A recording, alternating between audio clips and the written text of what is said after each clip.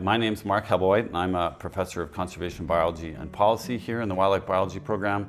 And my students and I study the ecology and conservation of large mammals like tigers and wolves and mountain lions, but also the prey that they eat like elk, bighorn sheep, and caribou across the world.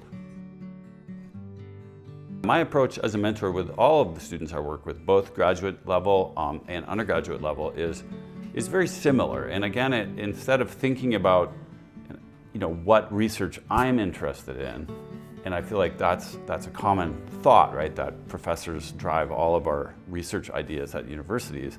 But instead, my mentoring approach is really to think of the ways in which what I either am interested in or have funding to do and/or need to get done, and how that overlaps with what individual students are interested in.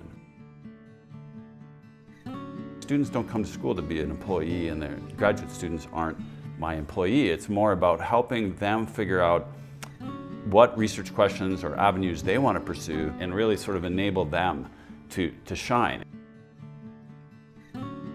I've had a number of students on my long-term elk research project that have come to me and been like, well, Mark, why haven't you studied this? And I'm like, I don't think that's important, or I don't think it's never really occurred to me. And then they go on and spend the next 4 years showing me that I was completely wrong, and that my entire understanding of ecology of the system that I've studied and conservation of it for 25 years has changed because of what they've brought to our project.